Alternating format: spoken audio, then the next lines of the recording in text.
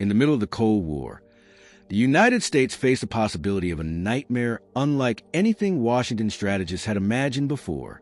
Not one communist superpower, but two, and even more dangerous, two communist giants that suddenly began turning against each other, while both possessed enormous armies, nuclear ambitions, and revolutionary visions capable of reshaping the entire world.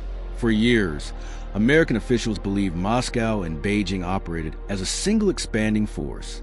From Korea to Eastern Europe, communist victories seemed connected, coordinated, and unstoppable. But behind the massive military parades, smiling diplomatic photographs, and speeches about socialist brotherhood, something far more unstable was developing: a bitter rivalry, an ideological war, a power struggle between two men who each believed they alone should lead the communist world. Nikita Khrushchev, leader of the Soviet Union, commanded the largest communist superpower on Earth, armed with thousands of tanks, nuclear weapons, and an industrial empire stretching across Eurasia. Mao Zedong, leader of Communist China, ruled over hundreds of millions of people and believed history itself was moving in his direction. At first, they appeared united, but as tensions grew, their alliance began collapsing from within. And when it did, American intelligence realized something extraordinary. The communist bloc was breaking apart. What followed became one of the most important geopolitical fractures of the entire Cold War, a split so dangerous that it nearly triggered war between two nuclear powers, transformed global strategy, and opened opportunities Washington never expected to have. Because while the world feared a united communist front, the Soviet Union and China were slowly becoming enemies, and America was watching carefully. The roots of the rivalry stretched back to the aftermath of World War II, when the global balance of power changed forever. Europe lay devastated. Old empires weakened. The United States emerged as a dominant economic and military force in the West, while the Soviet Union expanded its influence across Eastern Europe behind what Winston Churchill famously called the Iron Curtain. At the same time, revolution was transforming Asia. In 1949, Mao Zedong's communist forces defeated Chiang Kai-shek's nationalists after years of brutal civil war. When Mao stood in Beijing and declared the creation of the People's Republic of China, the political shockwaves reached every major capital in the world. In Washington, officials feared Asia might begin falling entirely under communist influence. In Moscow, Soviet leaders saw an enormous opportunity. For Joseph Stalin, communist China represented a massive strategic victory. The Soviet Union now had a powerful ideological partner in Asia capable of challenging Western influence across the Pacific region. But even during those early celebrations, distrust already existed beneath the surface. Stalin viewed Mao as useful, but unpredictable. Mao admired Soviet industrial power, but deeply resented being treated like a junior partner. Still, necessity forced cooperation. China desperately needed economic assistance, industrial expertise, and military technology. The Soviet Union provided loans, engineers, factories, weapons, and technical support designed to help transform China into a modern socialist state. For a brief moment, communist unity appeared stronger than ever. Then came Korea. In 1950, war exploded across the Korean peninsula when North Korean forces invaded South Korea. The United States rapidly organized a United Nations military response led largely by American forces. Suddenly, Cold War tensions turned into open combat, and China entered the war. Hundreds of thousands of Chinese troops crossed into Korea under brutal winter conditions, launching massive offensives against American and Allied forces. The fighting became savage, chaotic, and incredibly costly. To many Americans, it looked like proof of a coordinated communist offensive directed from Moscow. But the reality behind the scenes was far more complicated. Stalin pushed Mao toward intervention, while carefully avoiding direct Soviet involvement that might provoke a wider war with the United States. Soviet pilots secretly flew combat missions in MiG fighters, but Moscow largely allowed Chinese soldiers to absorb the devastating human cost of the conflict. Mao noticed Chinese leaders believed they were sacrificing enormous numbers of men, while the Soviets remained cautious and calculating. The seeds of resentment deepened. Even so, after the Korean War ended, the alliance survived because both governments still needed each other. The United States remained powerful, American strategic bombers could strike targets across the communist world. U.S. naval forces dominated the Pacific. American nuclear superiority remained overwhelming during the early 1950s. Facing that pressure, Beijing and Moscow continued presenting themselves as a united revolutionary front. But everything changed in 1953. That year, Joseph Stalin died. His death created a massive power struggle inside the Soviet Union, eventually bringing Nikita Khrushchev to power. Unlike Stalin, Khrushchev believed the Soviet Union could compete with the West without permanent global confrontation. He promoted what became known as peaceful coexistence, the idea that communism and capitalism could compete politically and economically without necessarily triggering nuclear war. To Khrushchev, avoiding direct conflict with the United States became essential in the nuclear age. To Mao, that sounded dangerously weak. Mao believed revolution required confrontation, struggle, and sacrifice. He saw anti-colonial wars and revolutionary movements spreading across Asia, Africa, and Latin America as proof that global communism remained on the offensive, and he increasingly believed the Soviets were becoming soft. The relationship deteriorated further in 1956 during one of the most shocking political moments in communist history. Khrushchev delivered his famous secret speech. In it, he openly denounced Stalin's brutality, purges, dictatorship, and cult of personality across the Soviet bloc. The speech sent shockwaves through communist parties that had treated Stalin almost like an untouchable figure. For Mao, the speech was deeply alarming, not because he admired Stalin personally, but because Mao immediately understood the danger. If Soviet leaders could publicly attack Stalin, then one day communist movements might also question leaders like Mao himself. Even worse, Khrushchev's criticism suggested Moscow was abandoning the hardline revolutionary image that had defined Soviet power for decades. China's leadership became increasingly hostile towards Soviet reforms.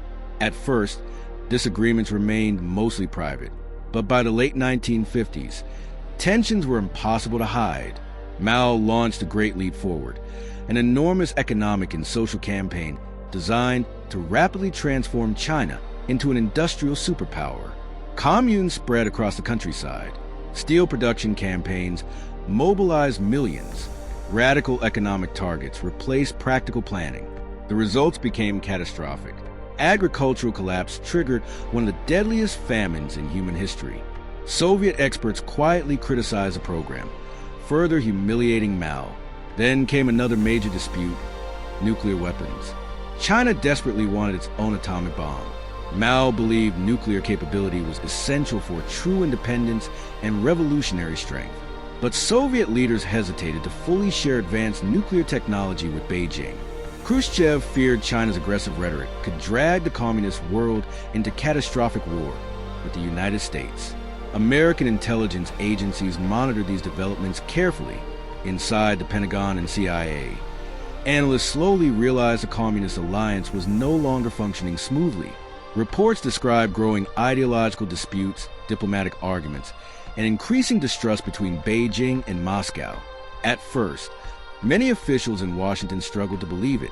The idea that two communist giants could become rivals seemed almost impossible after years of assuming a monolithic communist threat.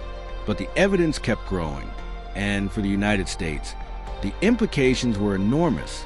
By the early 1960s, the alliance was beginning to collapse in public. Chinese newspapers started criticizing Soviet policies without directly naming Moscow.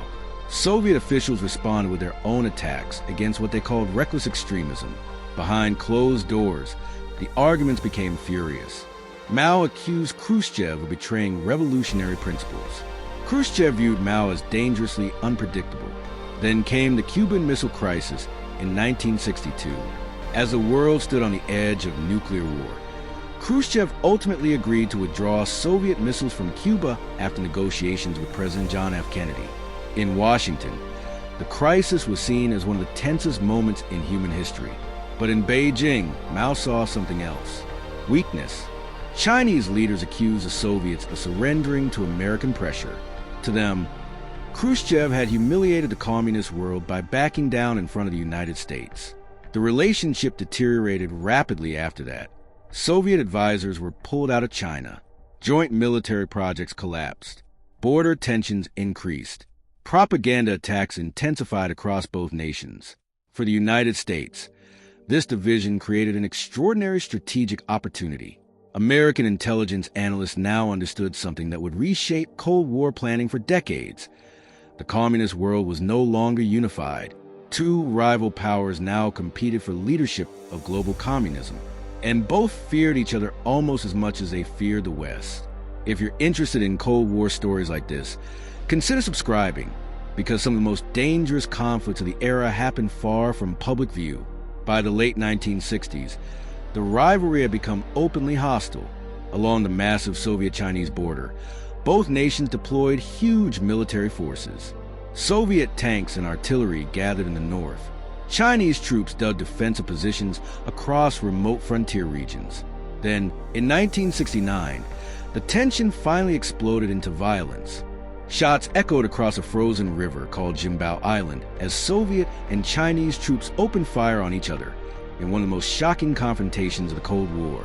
Communist soldiers were now killing communist soldiers. The world watched in disbelief. For years, Western governments have feared a unified alliance stretching from Eastern Europe to the Pacific Ocean. But now, the Soviet Union and China stood on the edge of full-scale war, and both sides possessed nuclear ambitions. Soviet commanders reportedly considered the possibility of striking Chinese nuclear facilities before Beijing could fully strengthen its atomic program. Chinese leaders feared invasion. Massive troop movements spread across the border regions. Underground bunkers were constructed. Civilians prepared for the possibility of catastrophic conflict. Suddenly, Washington found itself in a remarkable position. Instead of facing one enormous communist bloc, the United States now watched its two greatest adversaries divide their resources, attention, and military planning against each other. American strategists immediately understood the significance. President Richard Nixon and his national security advisor Henry Kissinger recognized that this rivalry could completely reshape the global balance of power. If the United States could improve relations with China, Moscow would face pressure from both East and West simultaneously. It was one of the most brilliant strategic opportunities of the Cold War, and it led to one of the most dramatic diplomatic moments of the 20th century. In 1972, Nixon traveled to China. Images of an American president standing beside Mao Zedong stunned the world. Just years earlier, such a meeting would have seemed impossible, but geopolitics had changed everything. The Soviet Union suddenly realized it was no longer dealing only with NATO and American military power. It also faced the possibility of strategic isolation inside the communist world itself. The alliance that once terrified Washington had completely collapsed, and a rivalry between Mao and Khrushchev, driven by ego, ideology, distrust, and competing visions of communism, became one of the greatest strategic advantages the United States gained during the Cold War.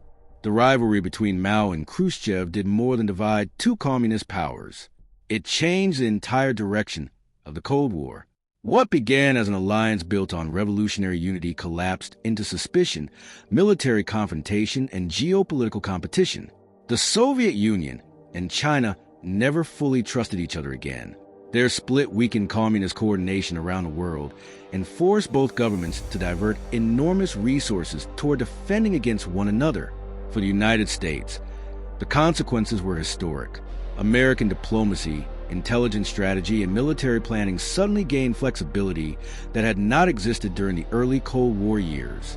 Washington no longer faced a single united communist front.